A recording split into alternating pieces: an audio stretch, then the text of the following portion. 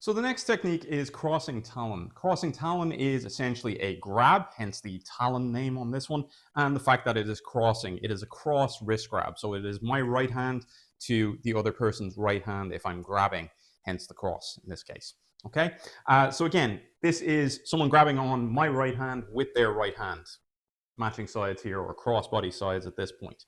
Okay, there are numerous ways to do this technique. And if you've seen some of my reviews of the Parker 1960/61 tapes or 61/62, depending on the year, you will see that there are different variations of this technique. So again, typically speaking, they will all start from the cross wrist grab because that's where the technique comes from. In the original version, we would have a secure on the inside of the arm. So you'd be grabbing inside the forearm like an old time handshake at this point as well. Once you were doing that, then you would take a step. So I'm going to actually take it from this side for this one so we can see it. But again, you would take a step in. You would have your elbow or your arm lock here. So you'd be kind of pushing on the elbow, getting to a straight arm lock here, taking the person over while still holding the wrist. And then in the original, we had essentially elbow, drop elbow here at this point. Okay, so that was Crossing Talon as it was in the 60s. Now, there are numerous variations of this technique, and there are numerous variations to counter the grab as well.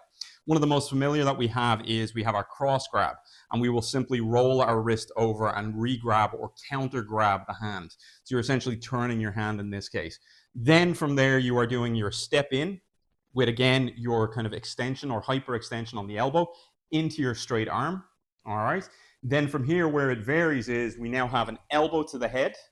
We have a pinning elbow or a dropping elbow here on the back of the spine. And then we have a large circling elbow at this point as well. This will be a check on the top of the head.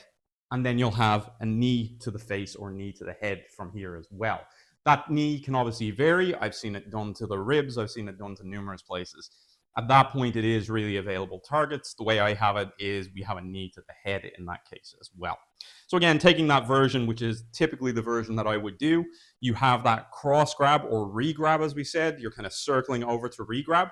From there, you're stepping in. You have your break on the elbow or your hyperextension on the elbow into your pin. You're driving an outward elbow into the head. There's a claw shot here into the face.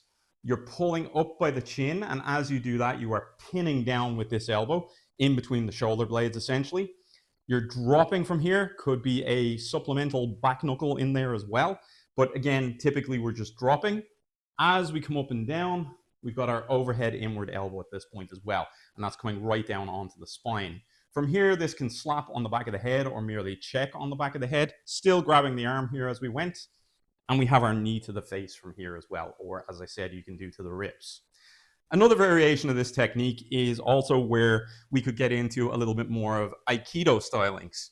So again, this can be very difficult. I find the inside grab quite easy. The initial grab that was done in the 60s, it's quite useful. You're not force on force. You're merely grabbing and stepping.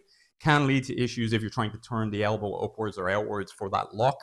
But again, in this case, what we're looking at is doing the counter grab, particularly if it's someone bigger doing it to someone smaller. It can be very difficult to move around someone who's gripping tightly and try and counter that grab. So one of the ways that it can be done is we have that secure on the hand from here.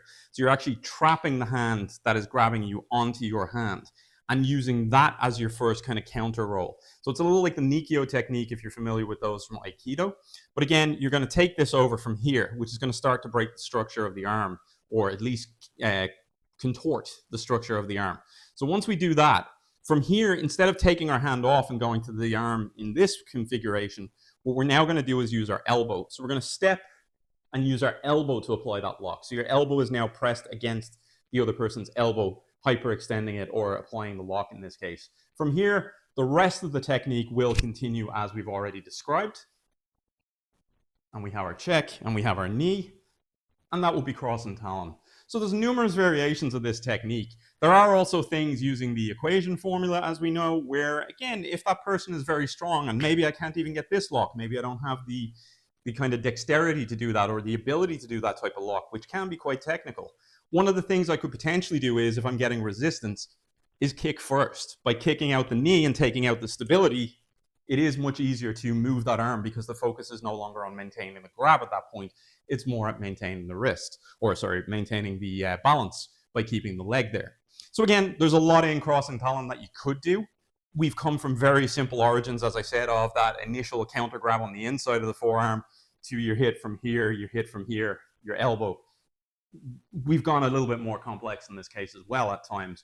But regardless of how that is, the actual grab is the important thing that we're breaking here. So again, you've got your three options. You've got your inside the wrist, you've got your counter grab on the wrist, and then you've got your secure counter on the wrist as well, and then locking with the elbow here in this case.